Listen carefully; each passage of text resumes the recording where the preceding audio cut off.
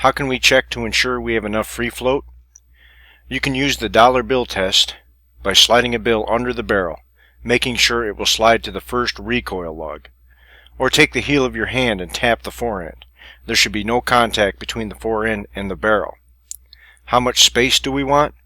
1/8 of an inch on the bottom and 60 to 90 thousandths on the sides. Pillar bedding means you're putting aluminum pillars at the recoil lugs to stiffen the action and aid with absorption by the rifle of recoil.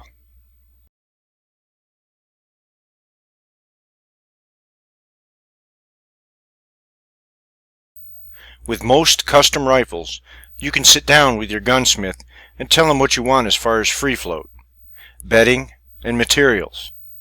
Keep in mind, if you don't know anything about rifles, i.e. what free float is, what bedding is, you're really at the mercy of the gunsmith, and there's no sense in spending that kind of money on a custom rifle.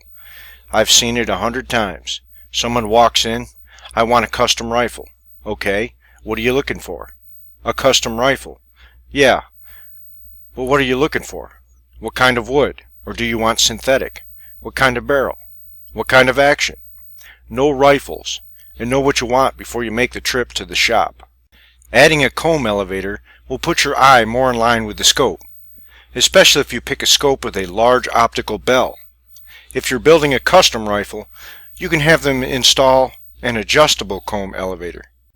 Adding a muzzle brake to a heavy recoil rifle allows you to be your own spotter. It can reduce the recoil from 40 to 45%. A bipod that articulates left and right helps stability by allowing you to level the rifle, even when shooting over irregular ground. If you're going to spend upwards of $2,000 on a custom rifle, don't be sticking a $50 scope on the rifle. Kinda defeats the purpose. Another important addition to any long-range rifle is the dope data sheet. We'll discuss constructing a dope data sheet later.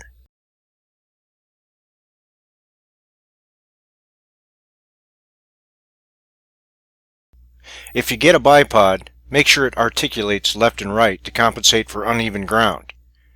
Make sure the bipod is sturdy. It will allow you to push against the legs. It will help with the recoil. The rifle is going to kick back. The bipod can help minimize the recoil, especially on a heavy recoil rifle. Cross sticks. They're easy to carry, give good support in high vegetation where the prone position wouldn't be possible. A front rest. Not practical in the field, however, for calibration in zero, a must. It removes much of the human factor, i.e. heartbeat, breathing, and increases repeatability. Bags. Same as with the front rest, a front bag can be carried, but only for a hide position. They can be bulky, heavy. You have to remember, everything you bring, you have to carry. It gets heavy after a while. A back bag is handy. Donald Holland makes a portable bag that clips to your MOLLE. Use it in conjunction with your ruck or backpacks to steady the butt of the rifle. Homemade bags. Simply fill a sock with sand and you have a portable bag.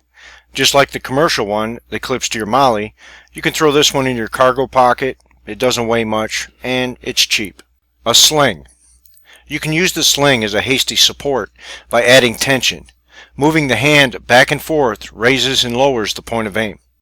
The less human contact with the rifle, the less heartbeat and breathing are going to play in the rise and fall of the sight picture.